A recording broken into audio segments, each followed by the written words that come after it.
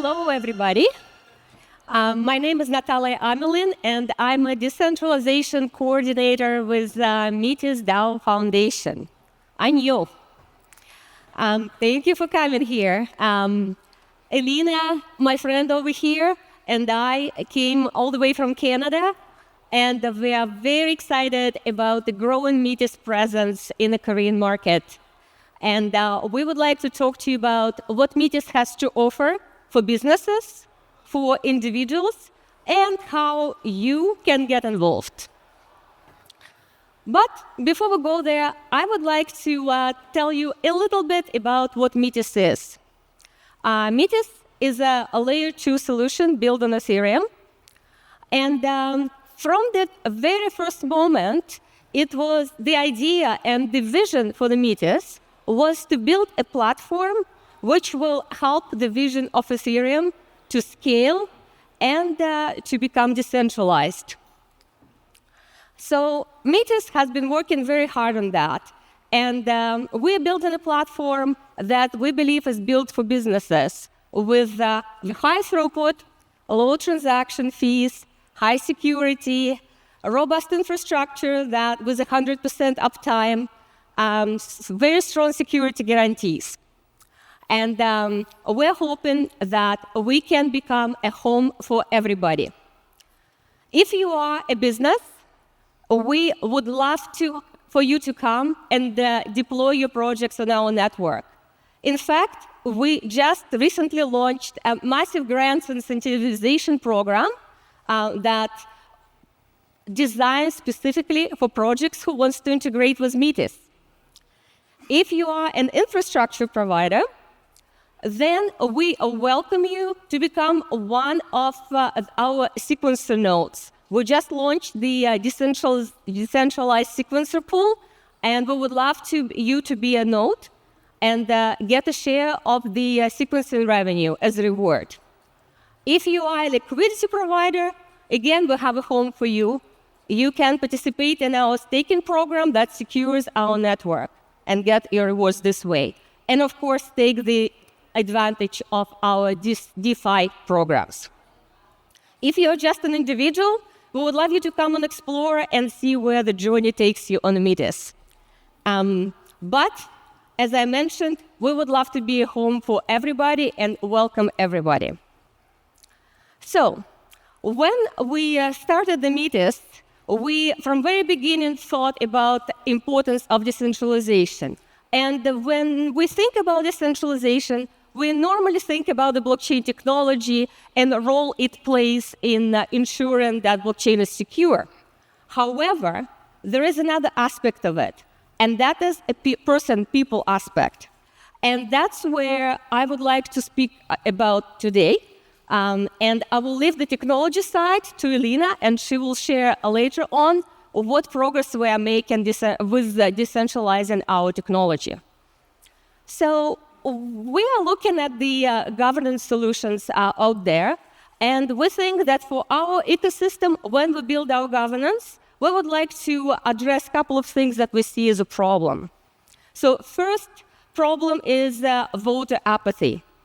Probably some of you know, some maybe not, but there was a recent research which was done about the DAO participation and voting.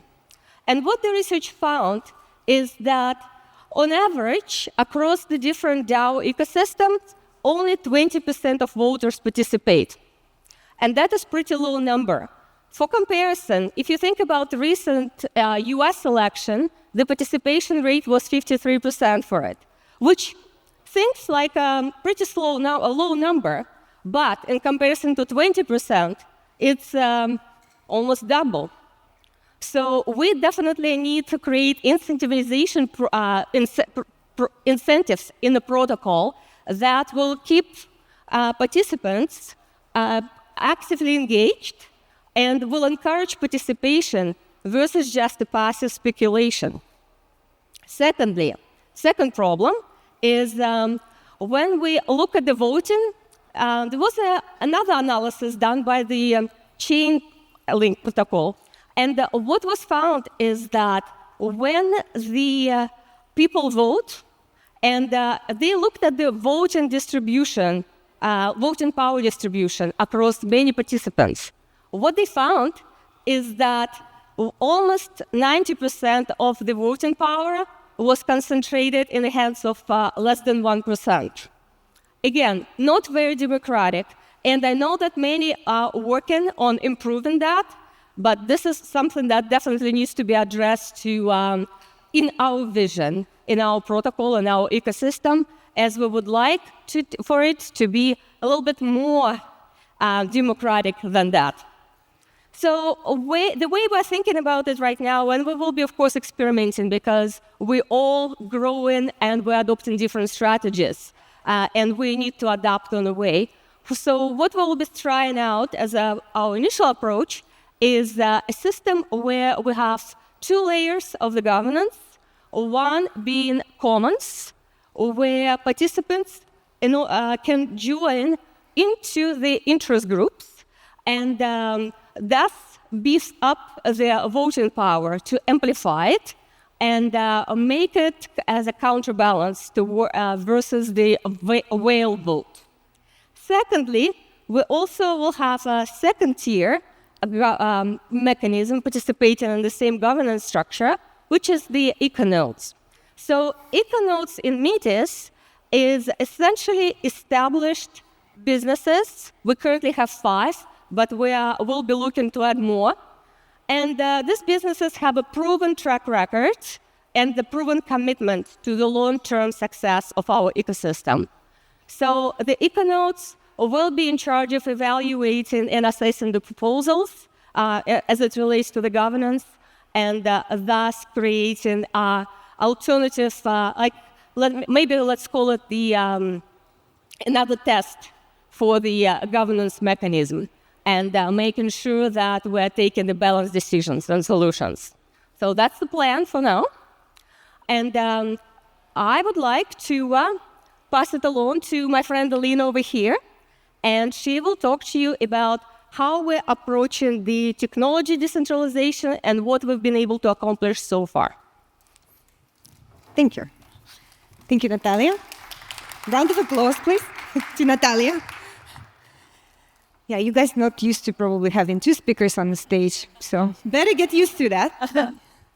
My name is Elena Sinelnikova. I am a co-founder of Metis, and also I'm a decentralization coordinator, as well as Natalia, for the Metis Foundation. Metis Foundation is represented currently with 5 businesses, and we call it econodes, decentralized businesses, which are Metis Layer 2, ZKM, Chorus, Nuvo, and P1X. Remember them.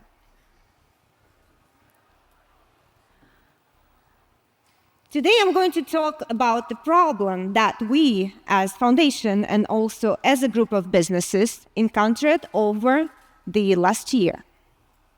Everyone claims that Ethereum is decentralized. But is it? According to the rival networks, about 80% and now even more of Ethereum transactions are on the layer 2 networks. And it's supposed to be like that, and it's true, according to L2Bit. The problem is that on the current stage of the development, layer 2 networks are centralized. This is just a reality. For those of you who, and guys, I know that you probably are very savvy in crypto and in blockchain, but for those, I would like to remind you, what is layer 2 network? Layer 2 is a scalability layer where we have a server that called sequencer, and this is kind of like a heart of the layer 2 that bundle up transactions and saving them to the layer 1, which is Ethereum. So a sequencer is like a heart. And currently, almost all layer 2 have only one heart, only one sequencer. Why is this bad? So first of all, it is a single point of failure. It means that If the sequencer is down, that heart is down, the whole network is down. And unfortunately, even the largest, the best layer 2 networks experience that misfortune. And at that time, users basically are paralyzed, and applications too, they cannot do anything. When the layer 2 develops further, we might be able, to withdraw money from the layer 2 if the sequencer is down, but currently not. Second, single sequencer makes it a very attractive target for the hackers. Because, of course, if you can get hold of sequencer and control the sequencer, you control the whole network. Networks that run on a single sequencer model also are acting like as a corporation, hoarding all the transaction profit to themselves, and therefore creating the opportunity for corruption. Right now, it manifests in the transaction censorship and also in sandwiching transactions. So they can actually order and reorder transactions in terms of when you're doing the swap. They can take a maximum extract the maximum profit. Therefore, kind of stealing money from you, which is not good. Also, the trust dependency. So now, as the layer 2 networks are basically corporations, we have to trust money to the corporations. When I personally entered into that space, I was excited about that we now trust technology and not businesses, not corporations. But that, unfortunately, is not a reality right now. Regulatory, and I really hope that regulators are not here in this room, and I hope they're not. So guys, keep it a secret, because it is very easy to actually take control over the layer 2 if it has only, one heart. Impose some case against the layer 2, take control of seize the sequencer operation, and you can bring the whole layer 2 network down, which is bad. And if you do it to many of those, the whole market is going to crash, and therefore we are very vulnerable. So it's a big problem. So all that actually means that Ethereum currently on this stage of the layer 2 development is just a bunch of decentralized corporations that we trust, which is not what we want in the future, of course. So I would like you to read, and now I know that you are all building, and some of you probably are building layer 2s. So if you would like to build layer 2s, consider decentralizing, please. And these are the reasons why to decentralize.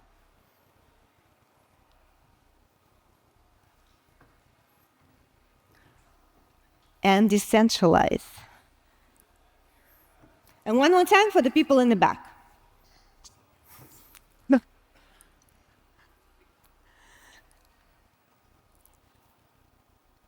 Metis Foundation, when we planned to build our own layer 2, we planned this decentralization from the very beginning. And we walk in this path so other layer 2s can actually step in our shoes if they choose to, and I hope they do.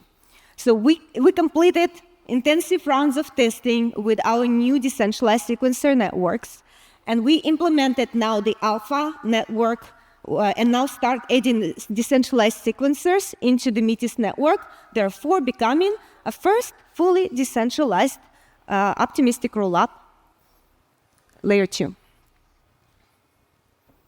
For the security, and that is also applies if you build in layer 2 and you are having gas fee as your token, you can have the holy trinity of utility.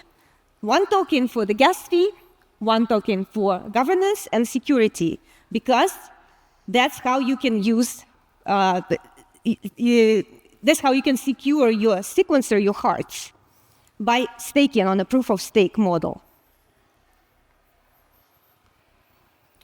Also, you can scan QR code to review our architecture. We are using sequencer pools that when the sequencer taking turns for maximum efficiency and also for the 100% uptime. And we're decentralizing not for just a sake of the decentralization. Of course, we're tackling all those 6 reasons that I told you. Yeah. But also we believe that this will drive the mass adoption. So how it will work? We announced, and in the current market it's about $500 million in incentives and the grants. And 2/3 of these incentives are going towards a sequencer mining. With 20% guaranteed reward rate for the sequencer that operates in the first year. For the community at large, it will mean to be involved in the staking through liquidity staking providers, which are coupled with decentralized sequencers. And therefore, we're going to go beyond this, corporate corruption and do the revenue sharing for the whole community and securing the network at the same time. We have, of course, the sequencers that we start working with, but if you are an infrastructure provider, we would like you to join and apply to be one of the sequencers. Our community will vote and select the best ones for the job. And for the rest of you builders, we have quite substantial amount of funds in grants. So therefore, all of this will be distributed to the builders. So please apply for the grant today, or you can also talk to our representative here in Korea. We have a team in Korea. We have Christine Choi. Christine, yes, you can talk to Christine about the grant as well.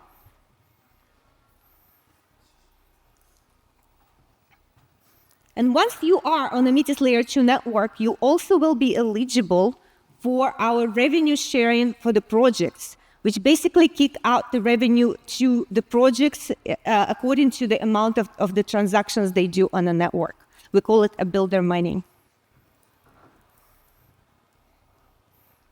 And after we finish with the implementation of decentralized sequencer, our EcoNode ZKM will provide for the Metis Layer 2 another competitive advantage, which is a hybrid rollup. Which means that Metis Layer 2 will still be operating as the optimistic rollup, but you will be able to withdraw money earlier than 7 days using a ZK-proof technology. So it is a hybrid rollup, optimistic together with ZK.